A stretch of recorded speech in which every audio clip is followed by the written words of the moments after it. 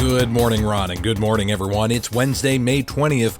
Here's what's happening. Law enforcement gave an update yesterday on the investigation into Monday's deadly mosque shooting in San Diego. More from Jason Nathanson. These subjects did not discriminate on who they hated. FBI agent Mark Remley with more on the motives for the two teens who carried out the attack, saying they were radicalized online. In the vehicle they used, we also identified writings and various ideologies outlining religious and racial beliefs of how the world they envisioned should look. He says they've also seized more than 30 guns and a crossbow. Also at the news conference, police praised the three men who were killed, a security guard and two mosque members, for stopping the shooters from entering the Islamic Center and getting to the school full of young kids. I'm Jason Nathanson. San Diego Bishop Michael Pham condemned the attack as, quote, a senseless act of violence.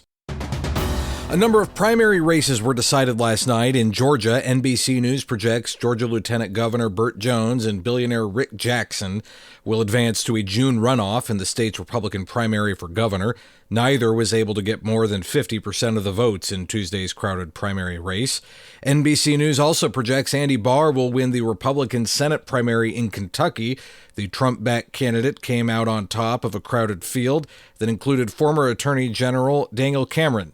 NBC News also projects Ed Gallerin will win the Republican primary for Kentucky's 4th Congressional District. He defeats Republican Congressman Thomas Massie, a vocal Trump critic.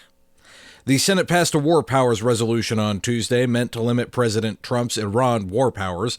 It marks the first time it's passed after several failed attempts. Senators Susan Collins of Maine, Lisa Murkowski of Alaska, and Rand Paul of Kentucky and Bill Cassidy of Louisiana joined Democrats to pass the motion 50-47. The Coalition for Spiritual and Public Leadership, a Chicago-based Catholic and Christian advocacy group, says it has struck a temporary agreement with the Department of Homeland Security to allow daily pastoral visits for detainees at the Broadview Detention Center. Access will be allowed for up to 5 religious leaders per day between 8 a.m. and 11 a.m. and 1 p.m. and 4 p.m., and personnel are required to provide sufficient space for religious services. The temporary agreement follows a lawsuit after detainees were denied access to religious services on Christmas. The Archdiocese of Baltimore has proposed an almost $170 million compensation package for victims of sexual abuse. In a court document, the Archdiocese said it would contribute nearly $44 million for a settlement, and settling insurers would cover the rest.